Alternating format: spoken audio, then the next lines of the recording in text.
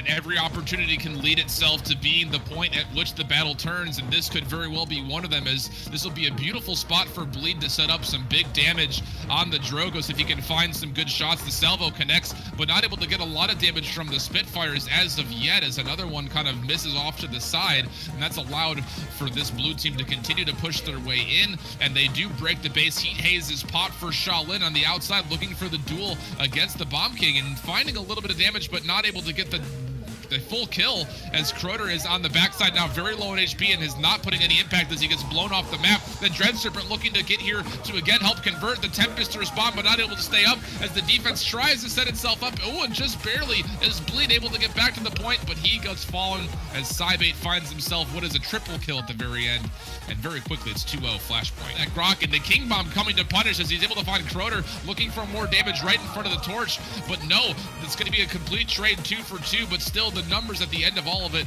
do favor the blue team of Flashpoint, and they go up to above 80% of the capture points. It's only now a 2-on-4 as the blue team continues to push. Flashpoint looking to zone out and get this all moving, and this very well could be the point as we get to 10 seconds left. It will be the Bomb King being channeled. It will be coming into the backline, but no one's in the backline as everyone's on the point, and it will hit too the Dread Serpent as well to help get the damage done. So now a 5-on-2, make that a 5-on-1, as it is just Bozy left alive. And Flashpoint are barreling down the payload push here, showing no signs of slowing down.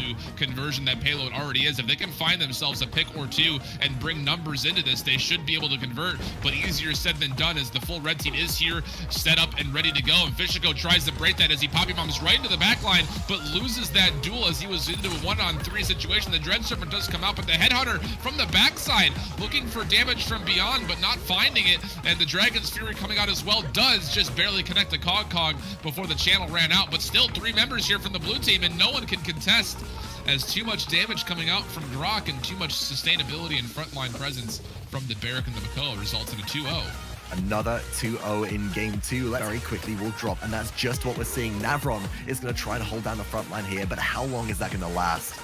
It can't be for very long, because again, the Makoa with these Dreadjakers is going to focus down this Torvald as much as possible. You can see they're just ignoring him right now. He doesn't bring out a lot of damage, and on top of that, if they can just go right past the front line and get into the back, there's no damage coming in, and then they can turn around and focus on Torvald, which is exactly what they're doing here in Flashpoint, playing this very well, very smart play. They're able to continue to move this payload, and as things continue to get closer and closer, Dome Shield does pop out as well, and a Dread Serpent just to zone out the entire area of the spawn, and with this numbers advantage, it will go to the way of Flashpoint. A 4-0 victory, 2 maps in a row for the Wolves from Flashpoint. A team allowing Fishko to throw out fire spits, and a massive Dreadjanker comes through, the Impaler arrow as well, and that's first blood going through to Pom-Poms, but quickly answered back.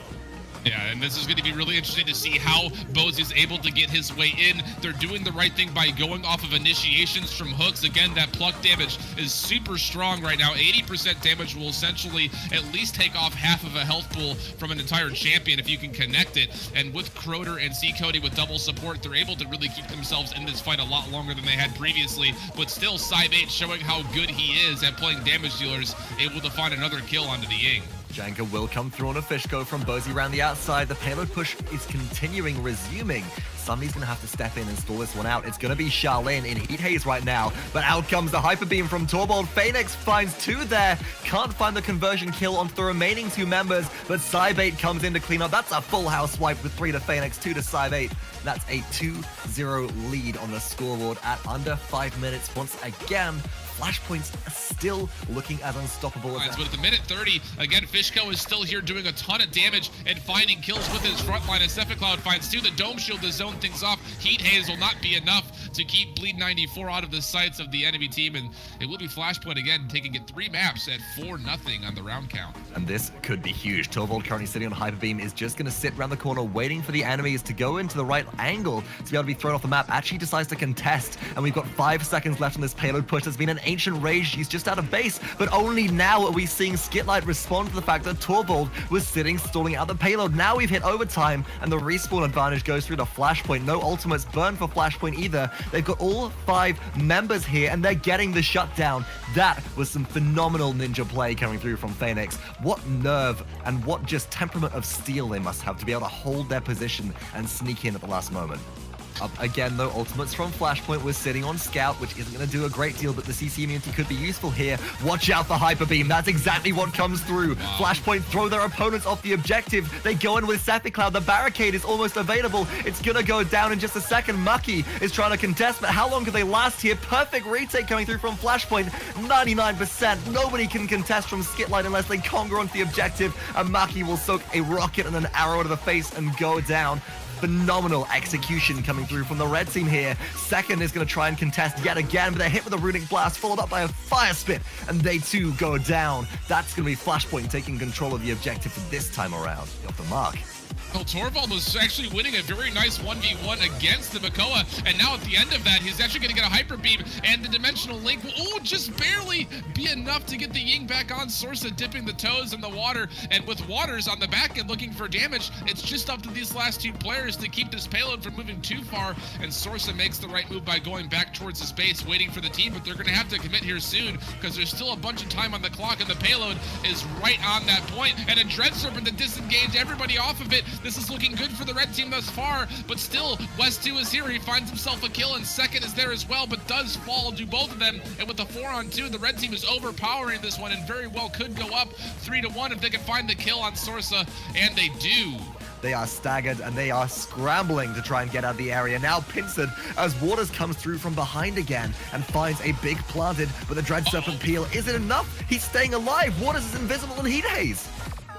What a clutch play, Waters. Oh, it does fall as Fishko gets back in and looking for a Dragon's Punch as we get to 84%. Looking for a kill onto Ruckus. Oh, it just barely misses. And now Fishko in a bad spot as Ruckus continues to push his double miniguns right into the face of the Dragon. And Flashpoint comes right back onto the point. They get up to above 70% and they continue to zone everything out over here on the Sundial side of the map.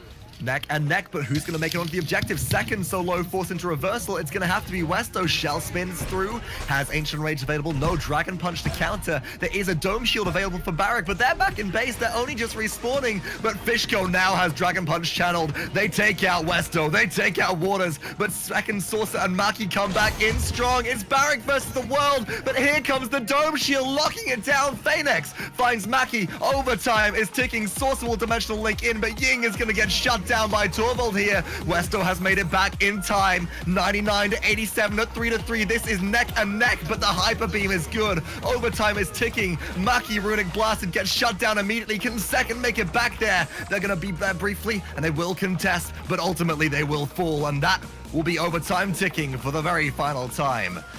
3-3. Flashpoint take the game. It will be very difficult for Flashpoint to get in, but here comes an opportunity as Waters is down and the Illusionary Rift also used to help sustain this push as they get through the base looking for more damage. The Dragon Punch coming up with the Tempest will help get a little bit of mobility, but not enough as Makoa falls to the Dragon, and with the Protective Bubble, he's able to thrust his way right back out as well, finding a double kill, looking for a third, finds a third, looking for a Quadra. Can he find it? Second is low, but not able to find the confirmed kill. Waters in the Heat Haze will fall, and a victory goes the way of Flashpoint.